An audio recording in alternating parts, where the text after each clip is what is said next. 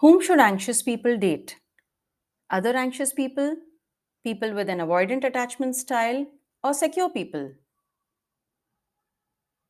If you're anxious, you shouldn't date avoidance because you want closeness and intimacy.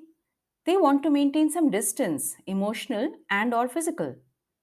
You are sensitive to any signs of rejection, and they send mixed signals that often come across as rejecting.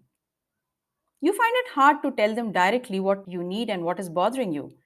You use protest behavior instead. They are bad at reading your verbal and non-verbal cues and don't think it's their responsibility to do so. You need to be reassured and feel loved. They tend to put you down to create distance as a means of deactivating their attachment system. You need to know exactly where you stand in the relationship. They prefer to keep things fuzzy. Even if your relationship is very serious, some question marks still remain. The law of large numbers. According to this law, there are three main reasons why you're more likely to meet avoidance when you go out on a date. 1. People with an avoidant attachment style end their relationships more frequently. They also suppress loving emotions and get over their partners quickly. Due to this, they are able to start dating again almost immediately. 2. People with a secure attachment style usually don't have many partners before they find one that they happily settle down with. Once they find the person, they form a long lasting committed relationship. Hence, secure people take longer to reappear in the dating pool, if at all. 3. Studies have found that avoidants are unlikely to be in a relationship with other avoidants because they lack the emotional glue to stay together. Conclusion: avoidants don't usually date each other, they are more likely to date people with different attachment styles. When you meet someone new, the probability that they are avoidant is much higher than their relative size in the population, which is 25%.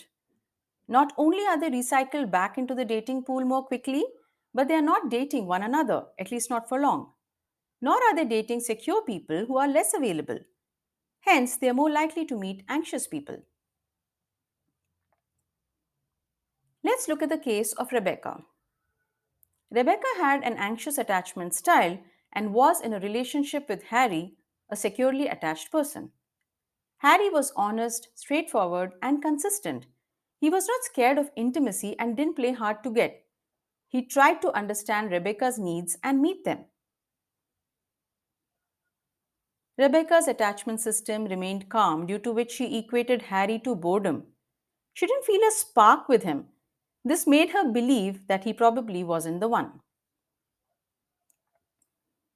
Don't let emotional unavailability turn you on. Avoid getting hooked on the highs and lows of the relationship. Don't mistake an activated attachment system for passion or love. If you're anxious, you should be dating someone secure because you want closeness and intimacy. They are comfortable with closeness and don't try to push you away. You are very sensitive to any signs of rejection. They are consistent and reliable. If you become distressed, they know how to reassure you.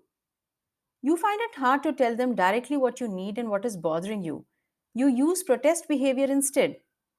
They see your well being as a top priority and do their best to read your verbal and non-verbal cues. You need to be reassured and feel loved. They are comfortable telling you how they feel very early on in a consistent manner. You need to know exactly where you stand in the relationship. They are very stable. They feel comfortable with commitment.